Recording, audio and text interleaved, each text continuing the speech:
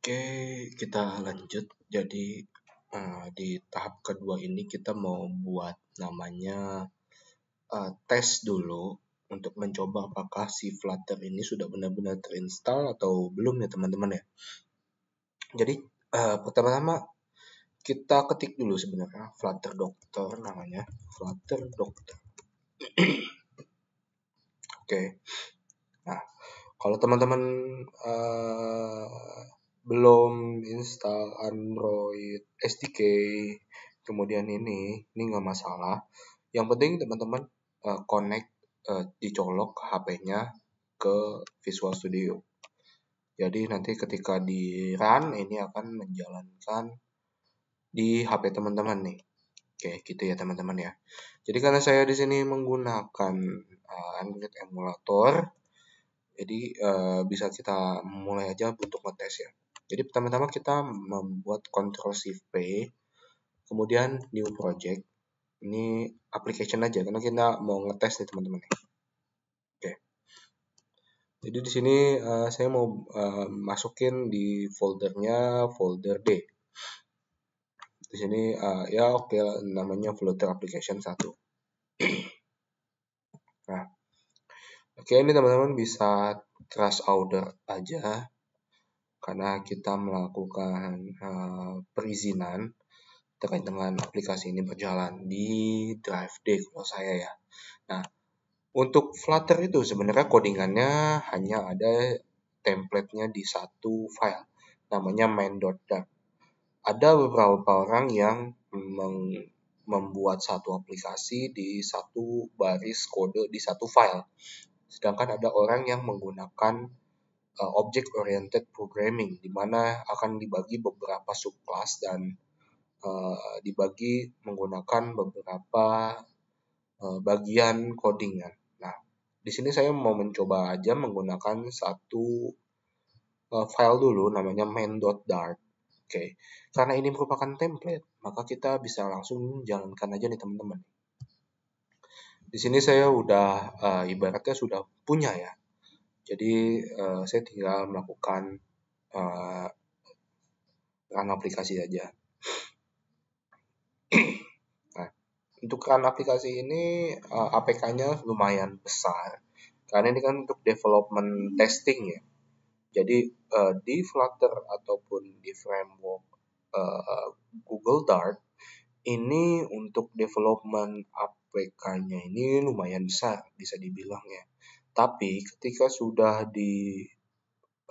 kita sudah mahir, ibaratnya sudah canggih lah, itu bisa di resize. Jadi yang tadinya mungkin 14 MB jadi hanya 2 MB saja. Nah, itu ada caranya sendiri teman-teman. Nah, kita mau menjalankan aplikasi template-nya tersebut, namanya tadi Flutter Demo ya.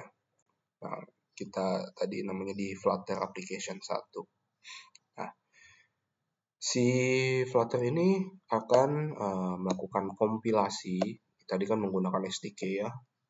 Jadi kalau di HP teman-teman, SDK-nya kan ada di HP teman-teman nih. Kita baris per baris.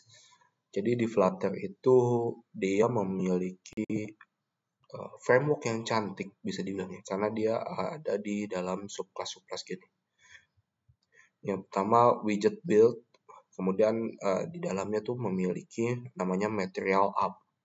Material app ini akan berisi terkait dengan template theme data. Nah, ini teman-teman bisa langsung mengubah warnanya dan segala macam di theme data. Nah, kemudian di homepage-nya namanya kita bisa ubah. Yang ini kan namanya Flutter Demo Homepage. Ini bisa kita ganti untuk titelnya. Nah, kita buka nih. Di sini kan namanya Flutter Demo Homepage. Kemudian di color yang ini warnanya ungu sehingga ini akan menjadi ungu. Nah, kemudian di dalam kelas My Homepage ini akan berisi terkait dengan fungsi-fungsi kunci yang berhubungan dengan codingan. Seperti di sini ada key, ada title, di sini title. Kemudian di dalam kelas akan ada namanya subclass lagi ya.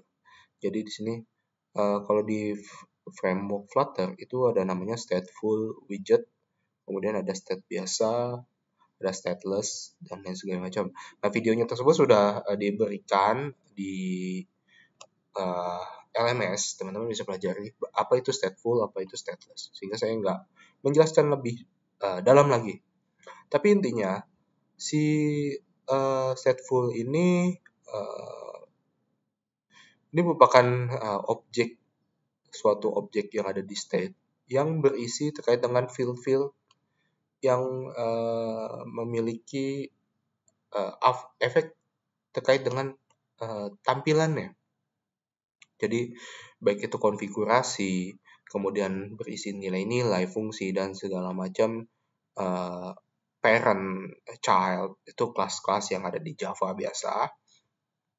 Kemudian untuk yang di state ini akan menampilkan, merefleksikan tampilan nilai-nilai value.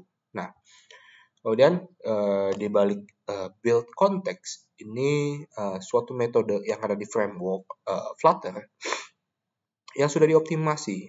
Jadi untuk melakukan build kompilasi codingan, instance-nya, widget-widgetnya dan digabungkan. Nah, di sini juga ada bar, ada title, ada child column, ini main axis, dan sebagainya lah ya. Nah, intinya di dalam codingan ini, ketika teman-teman mengklik tanda plus ini, maka yang 0 ini akan bergerak menjadi menambah 1. Nah, ini kira-kira seperti ini ya. Jadi di sini tuh sudah bisa dibilang sudah di variabel sudah ditentukan integer counter sama dengan 0. Nah, counter ini merupakan variabel yang dideklar dulu 0. Kenapa sih 0? Ya karena nanti akan berubah ketika kita memencet tombol plus tersebut. Nah, tombol tersebut itu ada di mana? Jadi itu akan berelasi dengan di sini di text counter. Nah, teman-teman bisa mengubah namanya, mengubah template-nya. Ini kan headline medium bisa menjadi big dan segala macam size-nya. Teman-teman bisa mengubah di sini. Ini kan tulisannya lumayan kecil ya, bisa diperbesar tergantung keinginan teman-teman. Kemudian untuk ikonnya tuh diubah di mana? Ikonnya ini ada di sini teman-teman. Nah, kita bisa melihat ya kalau add itu akan menampilkan SVG ataupun icon data plus ini untuk increment ya teman-teman ya. Jadi ketika ini dipencet, si counter ini akan tertrigger nih. Nah, counter ini memanggil mana? Memanggil variabel mana? Counter ini akan memanggil variabel increment counter yang sudah di set state. Nah, yang akan merubah nilai 0 tersebut yang tadi sudah dideklar pada variabel counter menjadi plus plus. Plus plus itu berarti artinya ditambah 1, tambah 1, tambah 1, tambah 1, dan seterusnya. Kira-kira seperti itu teman-teman untuk yang pertama ya. Oke. Jadi teman-teman sudah mengerti terkait dengan yang pertama ya untuk aplikasi pertama. Kemudian oke, kita lanjut. Jadi yang kedua ini kita mau membuat suatu aplikasi namanya kalkulator sederhana. Di sini saya mengadopsi yang sumbernya dari Geeks4Geeks. Nah, simple calculator app using Flutter. Jadi website tersebut ada beberapa codingan yang function sehingga saya perlu perbaiki beberapa codingan tersebut. Nah, seperti ini. Jadi nanti kita akan membuat tampilannya seperti Geeks4Geeks. Tampilan kalkulator seperti ini sederhana, ada plus minus kali bagi persen dan segala macam. Yang pertama-tama tetap kita melakukan Ctrl Shift P, yang mana itu kita akan membuat suatu project baru.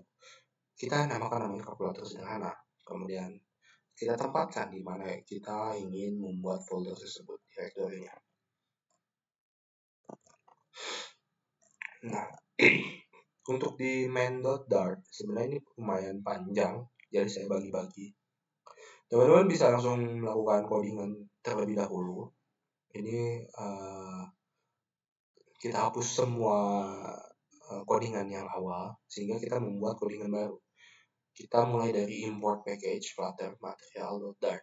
Kenapa sih kita melakukan import material? Karena di sini akan berisi mengenai stateless, stateful, template yang berhubungan dengan gambar yang nantinya kalkulator itu agar lebih manis, cantik, dan indah gitu dilihatnya. Nah, kemudian kita enter dan melakukan codingan membuat namanya class homepage. Class homepage ini merupakan stateful widgetnya, dan di mana ini akan berkorelasi dengan create state homepage state. Nah, jadi stateful widget bawahnya itu adalah state homepage, di mana state homepage ini merupakan tampilan awal dari homepage-nya. Nah, tampilan awalnya ini akan berbentuk seperti tadi ya tampilannya. Ada plus minus persen delete bagi kali minus tambah. Nah, kalau di Flutter dia akan mengikuti setiap inputan yang dimasukkan. Jadi kalau C-nya itu ada di pojok kiri, maka nanti tampilannya juga C-nya itu akan di pojok kiri gitu. Sehingga kalau di Flutter itu akan mengikuti desain dari teman-teman yang sudah teman-teman buat. Untuk ini kan buttonnya ya, kita di homepage state itu berisi terkait dengan user input dan answer. Nah, user inputnya tadi di atas dan answernya di bawah. Kemudian buttons-nya itu akan menampilkan urutan yang sama dengan yang dibuat di sini. String button C plus minus persen delete bagi kali minus tambah gitu. Kemudian bawahnya lagi ini akan melakukan override. Di sini kita akan mengisikan konteksnya, konteks dari codingannya, fungsi-fungsinya. Nah, ini lumayan panjang untuk yang di bagian homepage widget. Nah, jadi di sini teman-teman perlu perhatikan. Nah, di dalam Flutter itu akan terbagi berdasarkan kolom-kolom yang tersedia karena kan bentuknya pixel-pixel ya. Di dalam kolom itu akan berisi widget lagi atau child. Di sini ibaratnya kan kalau di kelas Java itu ada namanya parent, children, child. Nah, urutannya seperti itu ya. Jadi parent itu yang di body, kemudian children itu bawahnya widget akan membuat suatu fungsi lagi expand. Kemudian akan membuat lagi turunan dari children itu child, anak-anaknya. Nah, di child ini kita bisa mengisikan namanya container untuk menahan ataupun pondasinya. Jadi di dalam kontainer bahan bangunan diisi lagi dengan kolom, sehingga ada kolom di dalam kolom, tapi itu akan diberikan pembatas namanya kontainer. Nah, kira-kira seperti itu. Nah, di child kemudian children-nya lagi itu bisa diisi namanya container. Container ini kita bisa mengisikan fungsi-fungsi yang lumayan cukup banyak ada di Flutter, dari padding, alignment, kemudian style. Nah, ini bisa disesuaikan oleh teman-teman sendiri, tergantung teman-teman itu kayak gimana nanti berpikirnya. Nah, kemudian di bawahnya lagi ada kontainer lagi. Jadi ada kontainernya ada 2 yang berisi terkait dengan ini jawabannya, lebih ke jawaban. Kalau tadi kan sebelumnya itu adalah user input. Jadi user input itu ada di atas, kemudian jawaban itu ada di bawah. Oke, ini baru teks yang atas bawah. Kemudian, nah ini yang di button ya teman-teman. Jadi kita harus bertahap nih, step by step ya. Tadi user inputnya sudah, kemudian jawabannya sudah di-declare, codingannya, fungsinya. Kemudian kita membuat lagi kontainer baru, namanya child juga. Tapi di sini akan lebih berfokus kepada button-button yang sudah dibuat tadi. Jadi di sini fungsinya if index sama dengan 0, return my button. Jadi ketika button dipencet, user input yang nggak ada, maka jawabannya 0. Nah, gitu ya teman-teman ya. Kalau user inputnya awalnya nggak ada, kemudian buttonnya dipencet itu sama dengan atau apa, maka hasilnya sama dengan 0. Kemudian button text color ini bisa di setting di bagian ini teman-teman, untuk yang bagian tombol ya. Nah, kemudian else if index sama dengan 1. Jadi kalau ada index sama dengan 1, ini apa? Index sama dengan 2, ini juga apa? Nah, ini fungsi-fungsinya ini bisa teman-teman atur sendiri penggunaannya. Jadi kalau saya di sini sudah memberikan apa ya badannya, memberikan clue ya. Jadi untuk yang indeks sama dengan 0, berarti kan button yang pertama itu merupakan button clear. Tadi yang tombol di pojok kiri atas gitu. Nah, itu C. Nah, ini adalah clear button. Jadi kalau teman-teman pencet tombol 1 2 3 kemudian mencet tombol clear, maka dia akan menghilang data inputnya. Nah, untuk yang kedua ini adalah plus minus button. Nah, ini bisa disesuaikan, kemudian ada persen button. Ini juga bisa disesuaikan lagi sesuai dengan fungsi yang teman-teman ingin declare. Terus delete ini equal sama dengan dan other buttons. Nah, ini bisa diatur sendiri lah. Oke. Voice operator ini yang tadi ini kita harus declare lagi. Meskipun kita sudah menyebutkan tadi kayak gimana caranya, tetap kita harus mendeclare tombol-tombolnya dalam aritmatika. Jadi kalau ada pembagian, ada perkalian, ada minus, ada tambah, ada sama dengan segala macam ya teman-teman. Ini bisa diatur. Kemudian jangan lupa nih teman-teman nih, kita harus membuat namanya file baru namanya buttons.dart. Ini import package button material, masih sama material, tapi di sini menggunakan stateless widget.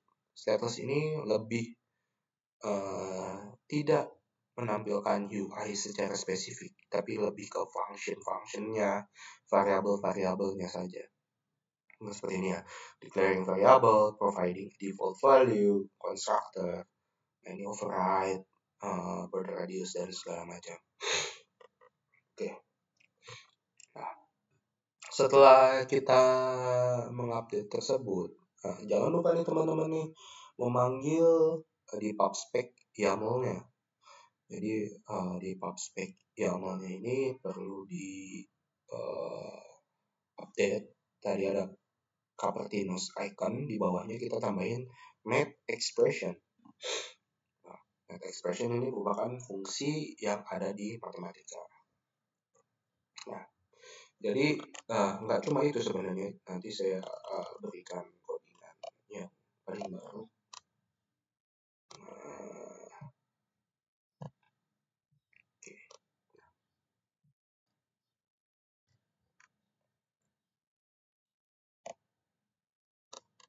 Oke, di sini ya.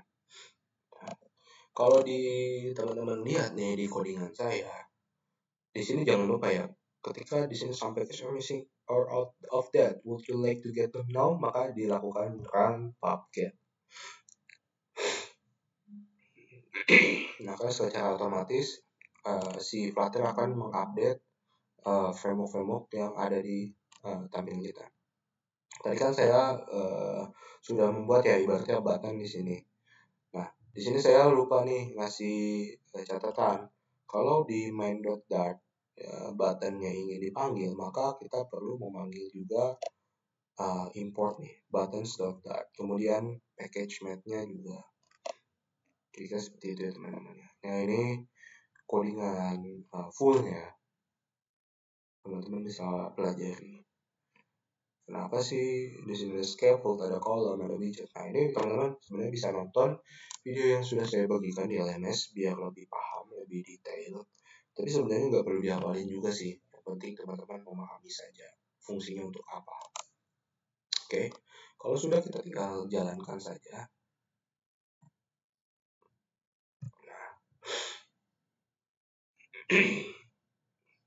Ini lumayan lama ya teman-teman ya.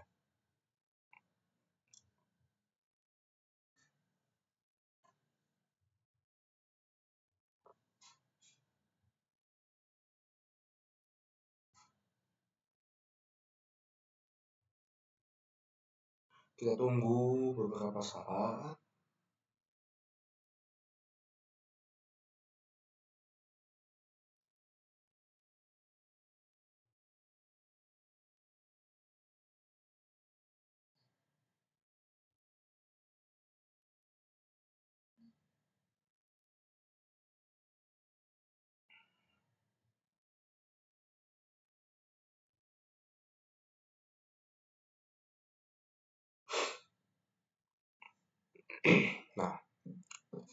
Nah, kita punya nih namanya tampilan kalkulator sederhana.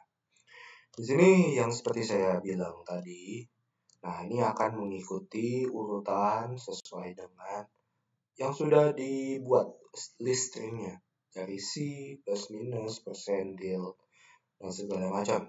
Nah, segala macam, kemudian ini. Nah, clear button, kalau kita mencet 7, kemudian kita C, nah ini akan menjadi 0. Berarti sudah sesuai dong. Nah, ini plus minus, saya juga nggak memahami maksudnya apa. Tapi oke lah. Kita tidak pakai 8%. Oke, nah ini adalah error karena di sini tidak diberikan fungsinya, teman-teman. Jadi akan menampilkan error nih. Maka sebenarnya perlu ditampilkan error tersebut ya. Oke lah. Jadi kita biarin aja lah. Nah, kan kita masih belajar nih. Oke. Kita ulang lagi. Nah, ini equal 8 sama dengan 8. Nah, ini sudah sesuai teman-teman ya. Kecuali yang tadi fungsi-fungsi yang mungkin ini. Plus minus, persen, dan bla ini belum ada fungsinya. Nah, kalau misalkan 8 kali 2, ini akan menjadi 16. Oke, seperti itu ya untuk kalkulator sederhana. Nah, button-buttonnya ini yang tadi stateless, ini akan dipanggil ke dalam main.dart. Kira-kira seperti itu teman-teman untuk pertemuan kedua, bagian kedua. Oke, kurang lebihnya mohon maaf teman-teman.